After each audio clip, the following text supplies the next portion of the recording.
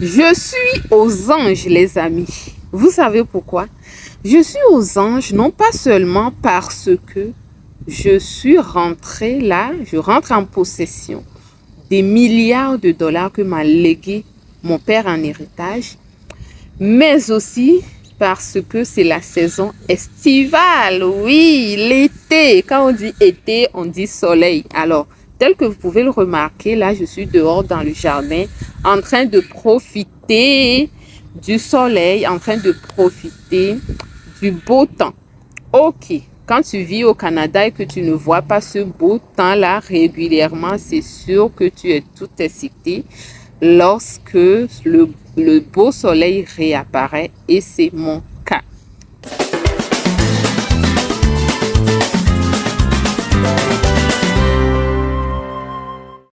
Bonjour et bienvenue dans cette nouvelle vidéo sur Richesse et Succès, la chaîne qui est destinée à faire de toi un homme ou une femme à succès. Alors si tu es ici et que tu n'es pas encore abonné, presse-toi de le faire et surtout active la cloche de notification. Sans cela, les vidéos enrichissantes vont passer sans que tu ne sois au courant. Et je suis sûre que c'est pas ce que tu veux.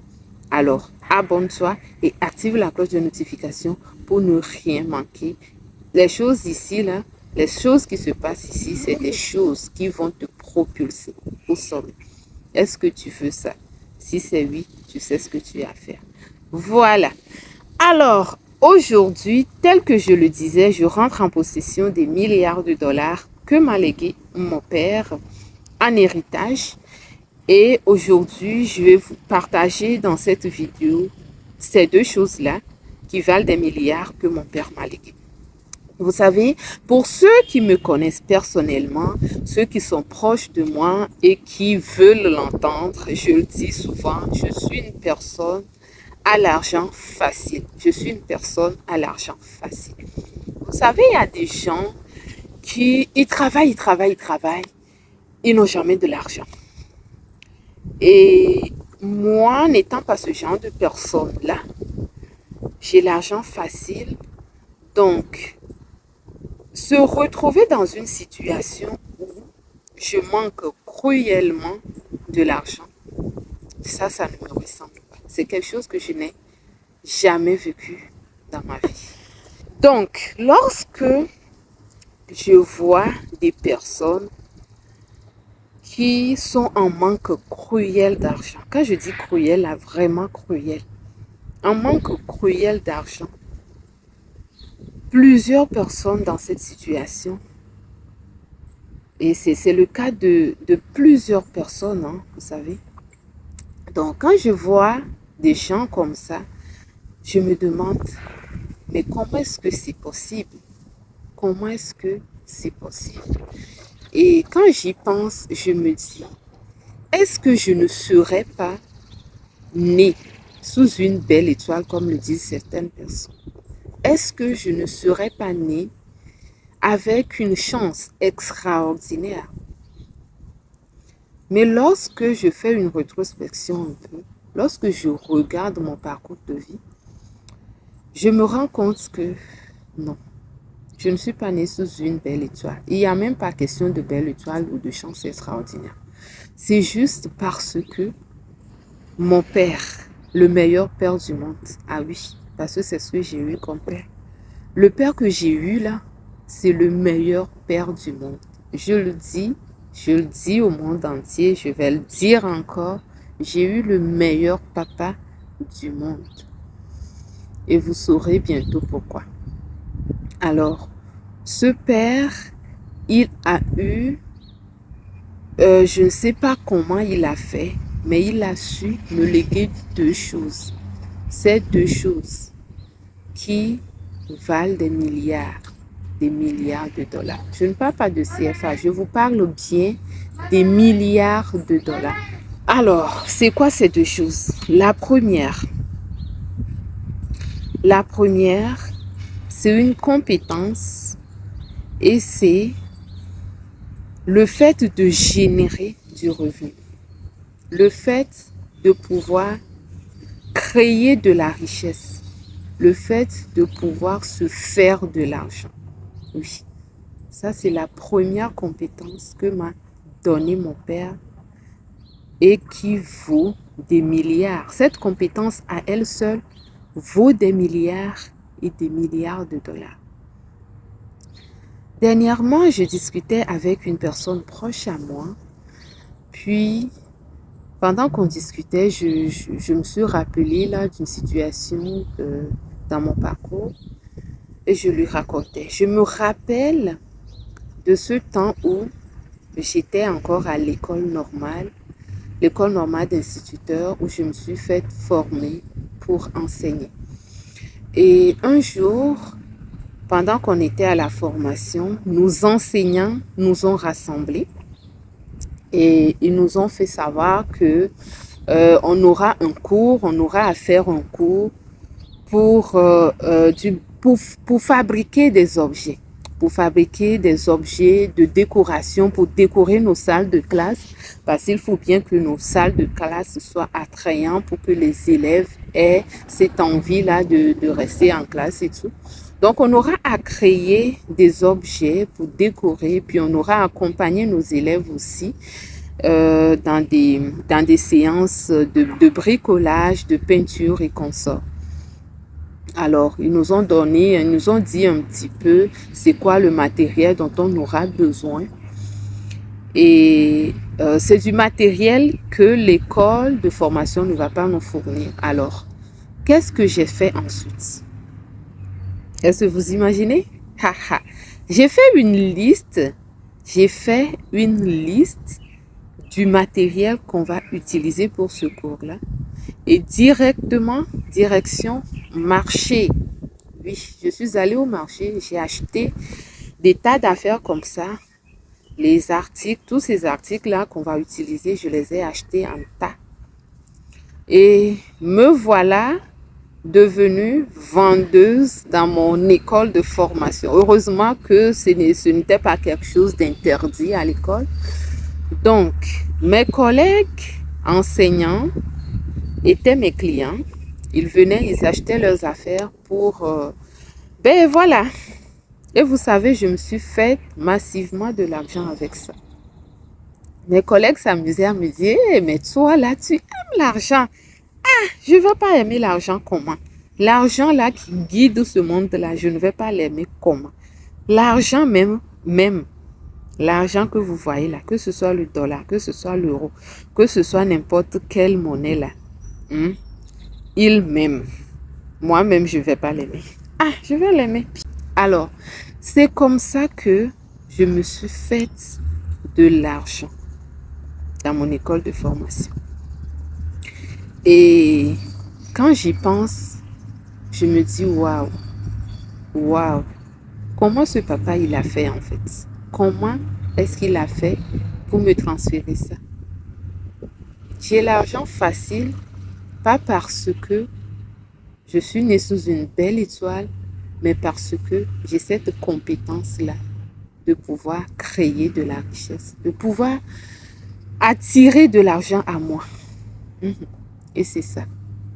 Si tu as cette compétence-là, c'est un pas. Mais il faut que tu aies les deux. Les deux que mon papa m'a légué. Il faut que tu aies les deux. C'est vrai que la première compétence que je viens de mentionner, c'est important. Mais sans l'autre qui vient bientôt, là, c'est pas très bien. Alors, je pouvais vous donner des exemples et des exemples comme ça. Mais je vais laisser comme ça. Je ne veux pas que la vidéo soit trop longue. Je suis déjà à quoi? 8 minutes ou 9. Bon, donc, je vais continuer. La deuxième chose que mon père m'a léguée en héritage et qui vaut des milliards et des milliards de dollars, c'est également une compétence et c'est celle de gérer son argent. Pas seulement de gérer, de bien gérer. Oui. C'est très, très, très important. Une bonne gestion financière, oui, c'est ça qui va te rendre riche financièrement. Une bonne gestion financière, c'est ça qui va faire en sorte que tu aies du succès financier. Si tu sais générer de l'argent, c'est bien. Mais après ça, il va falloir que tu saches bien gérer cet argent-là. Sinon, ça ne marchera pas. Alors, pour ces deux compétences que j'ai eues, je vous dis que mon père n'aurait pas pu me laisser mieux. Mon père, il n'aurait jamais pu me laisser mieux que ces deux choses-là.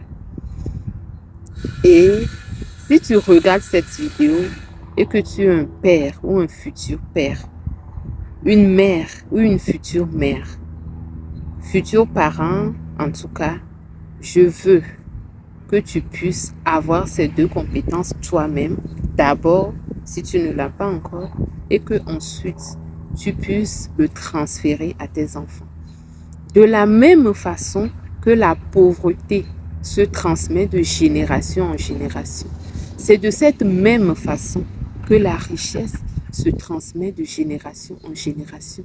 Parce que la richesse a ses lois, l'argent a ses lois. Et tel qu'on le sait, l'argent, c'est un outil, mais l'argent est spirituel. Je vous parlerai de ça prochainement. L'argent est spirituel, oui, mais tout est spirituel, oui. Je vais vous parler de la spiritualité de l'argent prochainement. Alors, ces deux compétences-là valent des milliards et des milliards de dollars. Et une bonne gestion financière, c'est tout. Il ne s'agit pas ici de gagner des milliards chaque mois. Il ne s'agit pas ici de gagner des millions chaque fin du mois. Il suffit que tu génères un peu de revenus, que tu saches comment le gérer et tu es parti. Tout récemment, j'ai fait une vidéo où je disais que moi, je ne recommande pas que les immigrants, une fois arrivés au Canada ou en Occident en général, se mettent à acheter des terres là-bas en Afrique. Et j'ai vu des commentaires. Il y en a qui me demandent qu'est-ce que les Chinois t'ont payé pour que tu viennes dire ça. Et je me rends compte que c'est des personnes qui n'ont aucune, je dis bien aucune notion de la gestion financière.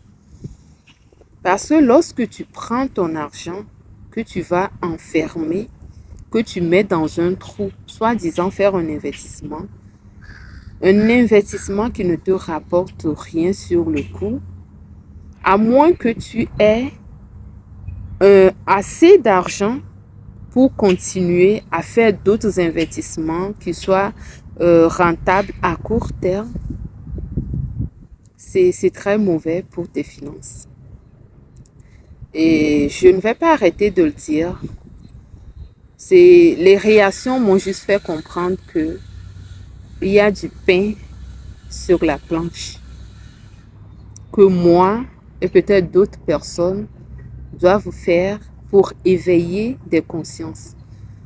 Parce que vous savez, lorsque on dit que quelqu'un se présente à toi et qui dit je suis une avocate ou je suis un avocat, je suis un médecin ou je suis quoi d'autre, les gros métiers là qu'on conçoit comme étant des métiers où il y a beaucoup d'argent. Donc, quand la personne te dit je suis un banquier, un avocat, je suis un médecin, tu te dis waouh, c'est quelqu'un qui gagne bien sa vie. Et pourtant, il y en a de ces personnes-là qui sont fauchées.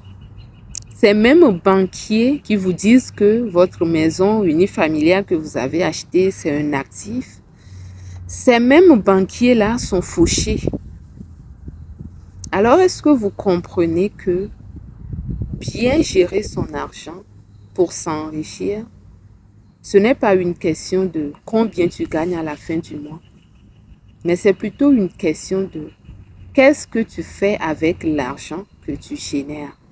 Qu'est-ce que tu fais avec l'argent que tu génères? C'est ça. Alors, je tiens à préciser que je viens d'une famille assez modeste, Mais mon père, il a eu ce truc-là, en tout cas, de me laisser quelque chose qui vaut des milliards. Et je suis très, très, très fière de ça. Je peux dire que je regrette que mon père il soit parti si tôt. Parce que j'aurais tellement lui dire ça physiquement que papa, tu es le meilleur père du monde. J'aurais tellement lui dire physiquement que voilà, j'aime le fait que tu sois mon papa. En tout cas, malheureusement, bon voilà, il n'est pas là pour que je puisse le lui dire. Mais c'est ça, au fond de moi, je sais qu'il est là quelque part, là, puis c'est sûr qu'il m'écoute. Alors, papa, si tu m'écoutes, voilà, merci. Merci, parce que cet héritage-là, ça vaut vraiment des milliards et de dollars, des milliards et des milliards de dollars. Et je me suis rendu compte de ça. Bon, voilà les amis, les deux choses que m'a légué mon père en héritage et que je souhaite que toi, en tant que parent, que toi, en tant que futur parent, tu puisses aussi léguer à tes enfants. Parce que ces deux compétences, si tu les as, c'est sûr que il n'y a rien qui puisse faire en sorte que tu n'aies pas du succès financier. Si tu as ces deux compétences-là, ça vaut tout. Ça vaut vraiment tout. Alors, je vous laisse et je vous donne rendez-vous dans une prochaine vidéo. D'ici là, portez-vous bien. Je vous envoie plein, plein, plein d'amour. Et ceux qui sont en Occident, dans les pays froids, ben, profitez bien du soleil parce que bientôt, ça va retourner, ça va repartir et on sera bombardé par de la neige. Alors, profitez bien, rencontrez du monde, faites des activités dehors, ça égaye l'esprit. Voilà, bye bye.